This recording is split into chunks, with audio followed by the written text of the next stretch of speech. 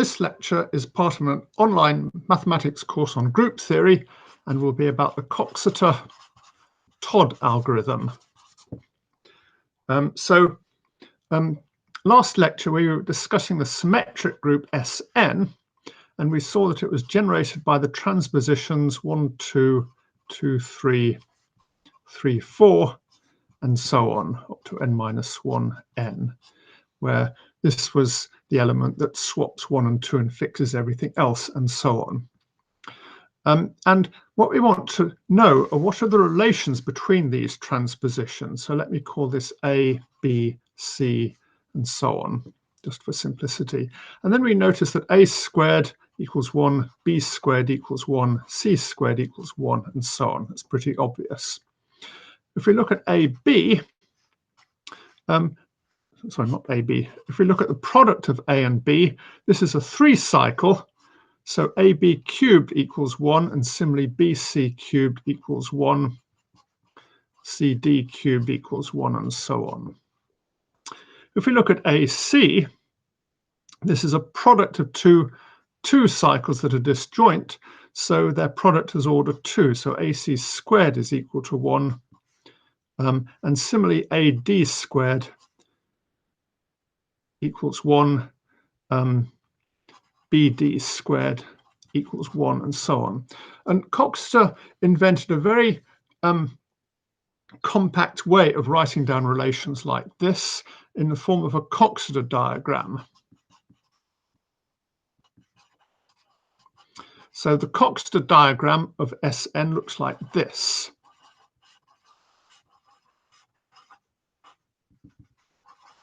With n-1 points. And there is 1 point for each relation. So this is a point for the relation A, B, C, D, and so on. And the Coxeter diagram indicates the following relations. We have a relation x squared for each point x. And we have the relation xy cubed equals 1 if the point x is joined to the point y, and xy squared equals 1 if x is not joined to the point y. So you can see that these relations here are just correspond to the relations from this Coxeter diagram. And the question is, are there other relations?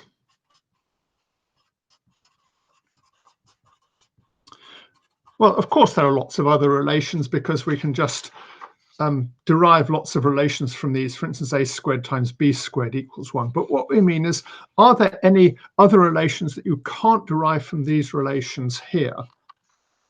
In other words, if we take these generators and force these relations on and no others, do we end up with the symmetric group? So this is called defining a group by generators and relations. I mean, people sometimes prove that there is a group defined by generators and relations, but it's kind of obvious. You just take all words in the generators and put equivalence relations on them, saying 2 are equal if it's a consequence of the relations, and so on. So let's look at the group generated by these elements subject to these relations. Then there's a map from the group to the symmetric group, and this is onto because we showed that Sn is generated by these relations, and it's well defined because Sn satisfies the relations. So we want to know what is the kernel of this map. And what we'd like to do is to show the kernel is equal to 1 so that the group is actually isomorphic to the symmetric group. And the Coxeter Todd algorithm is a way of actually proving things like this. So it's enough to show that the order of G is at most equal to the order of the symmetric group, because that since this map is known to be onto, if they have the same orders, this must actually be an isomorphism. Instead of doing this abstractly, let's do it for the particular case of S5. So S5 has the following Coxeter diagram. So it has 4 elements, which I'll try and color in because it's let's call these A, B, C, and D. And what we're going to do is let's take the group with these generators and relations, and we notice it's got a subgroup. It's called that. So it's got a subgroup H, which is presumably going to be S4, and we know by induction that the order of H is at most the order of S4, which is 24. So what we want to do is to show that the order of, actually we don't know it's S5 yet, so we better not call it S5. Let's call this group G, generated by these. We want to show is the order of G divided by the order of H at most equal to 5. And if we can show this, then we will have shown that the order of G is at most 120.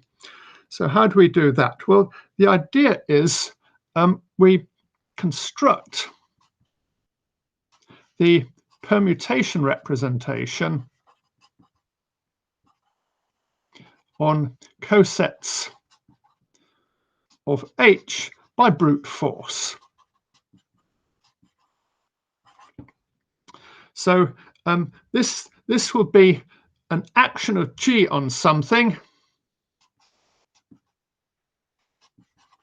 on a set, and this contains a point fixed by H. So we're just going to try and write down the representation. So here's the point. We start off by drawing the point fixed by H.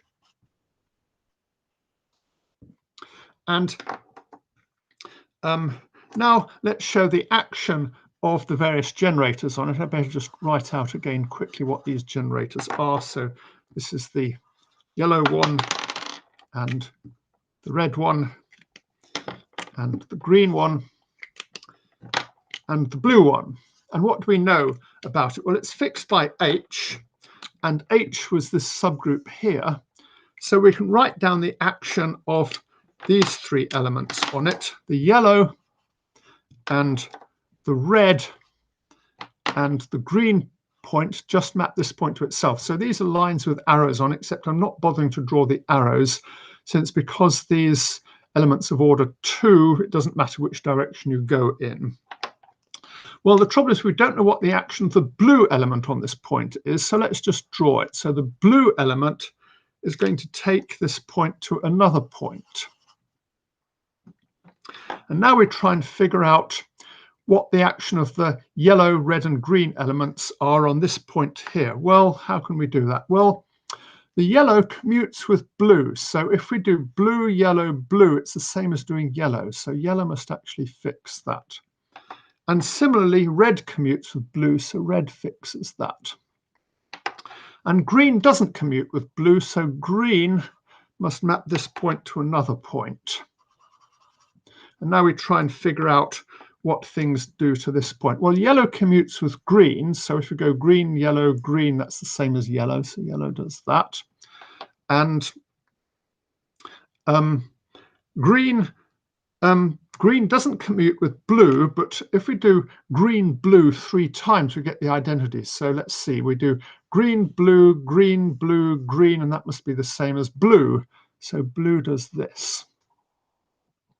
And then what does red do to this? Well, red doesn't commute with green, so we can't deduce that red does this. So red must map this to another point like this.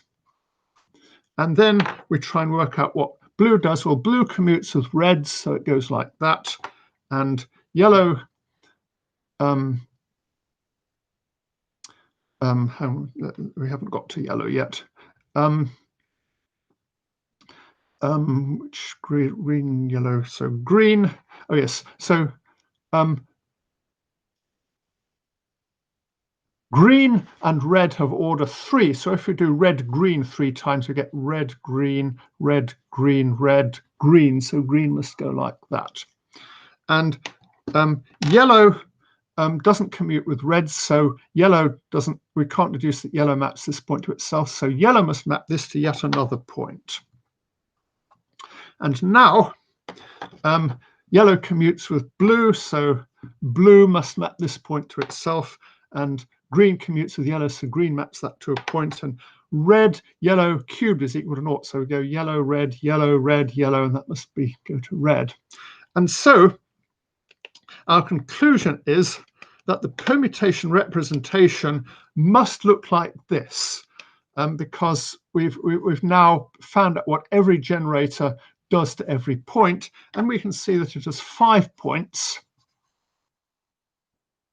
So G over H must be equal to 5. And notice that we've got a completely explicit representation of G on 5 points. We just say what each of these generators do. So, so the order of this group G is at most 5 times the order of H, which is at most 120. So because G maps onto S5 of order 120, we see that G is actually isomorphic to S5. And if you look at this, you can see exactly the same thing works for all symmetric groups. Instead of getting a line of 5 points for the symmetric group S5, we would get a line of n points for the symmetric group Sn, and the diagram would kind of look a bit like this. I'll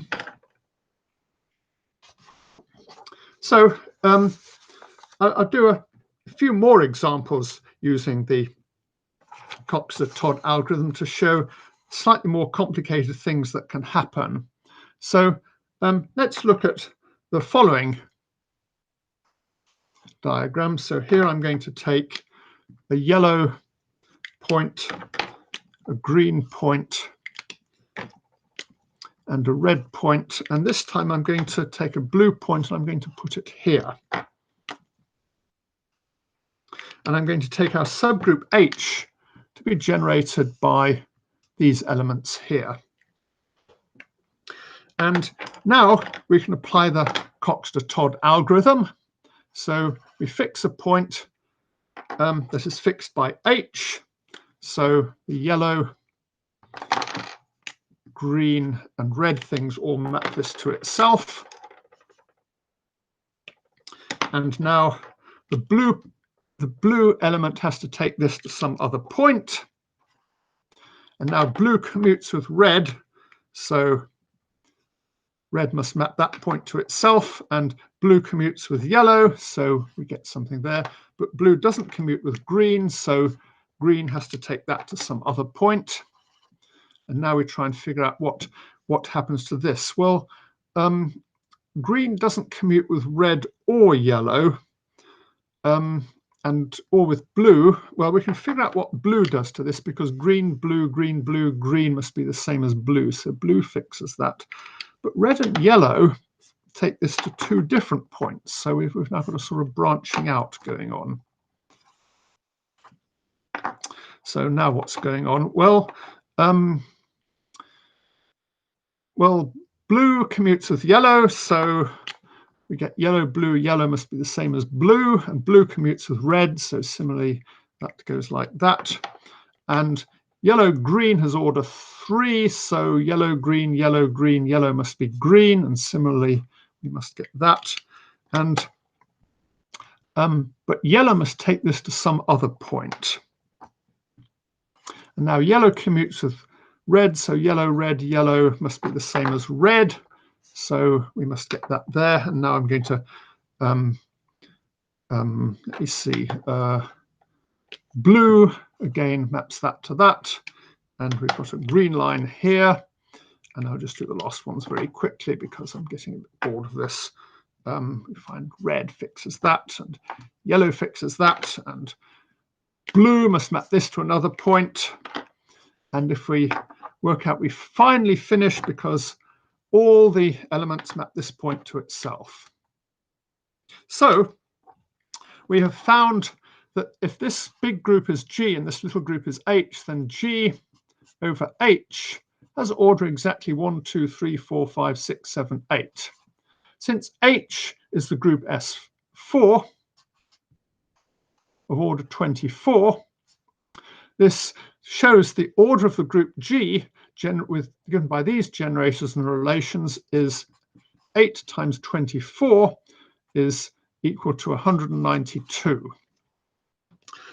We could, if we wanted, do the Todd-Coxeter algorithm where we start with the H being the trivial subgroup, but if we did that, we would have a graph with 192 vertices, which is rather cumbersome. So that's why we try and fix a big subgroup H. It's to reduce the number of vertices.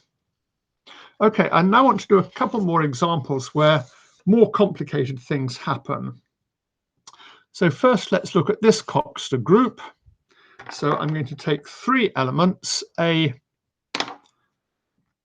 yellow, red, and blue, and I'm going to say that so each of these 3 generators has order 2, and the product of any 2 has order 3.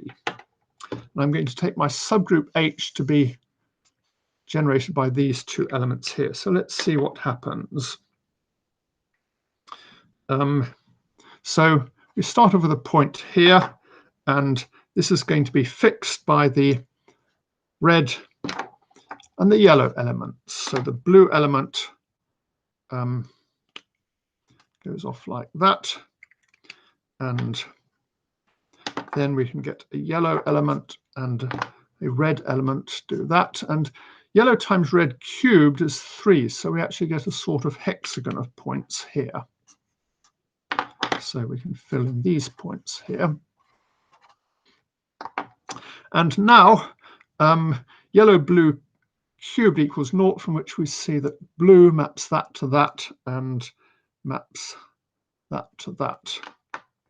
And what happens here? Well, blue has to take these off to different points, and blue yellow cubed is 1, so we get a hexagon there, and blue red cubed is 1, so we get another hexagon here. So we get some more points. And from the fact that blue yellow cubed equals 1, we see that yellow fixes that. And from the fact that blue red cubed equals 1, we see that red fixes that. But red has to take these points off to somewhere. Sorry, that shouldn't be red, that should be yellow. And then we get more hexagons like this. And you may be wondering how long this goes on for, and the answer is it goes on forever, because this group H actually is infinite index in the group G, so this diagram just goes on and on and on. So this is one slight problem with the Coxeter Todd algorithm. It sometimes, if the index is infinite, it just keeps on going on forever, and you never quite know whether it's going on forever or stopping at some point.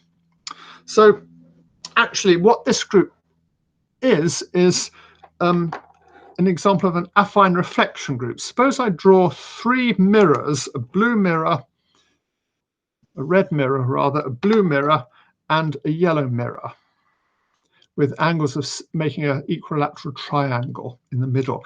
Then you can see that reflections in these mirrors satisfy these relations. Each reflection is order 2, and the product of any 2 is order 6. So you can sort of see these reflections in these mirrors just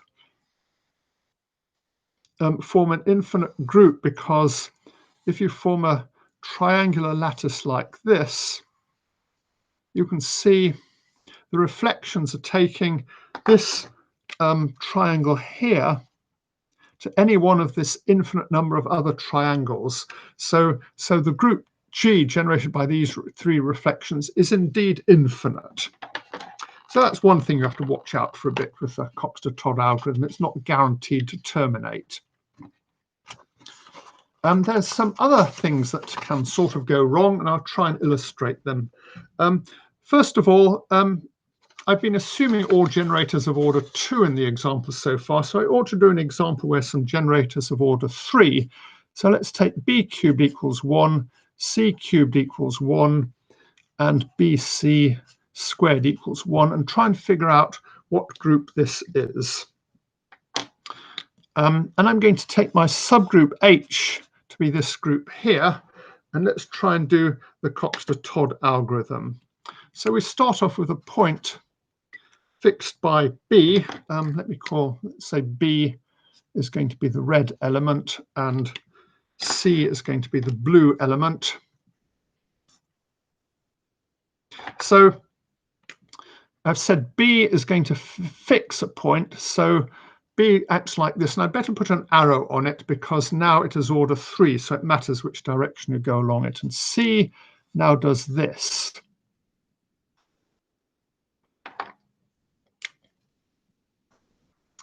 So we've got 2 more points here.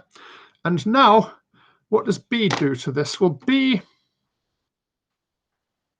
now has order 3, so I get 2 more points like this.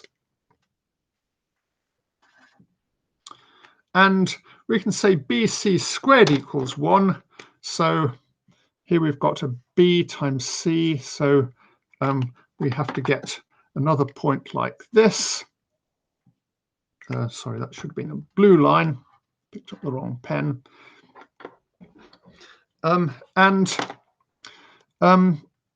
Then we see that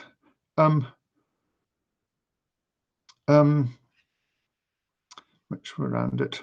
Blue, red, blue, red has to be the identity because red commutes with blue. So now we see we've got a problem because if we start here, we get blue, red. Sorry, where was I? Blue, red, blue, red. Well, now we suddenly realize we've made a mistake because this point has to be equal to this point. So we get some collapse.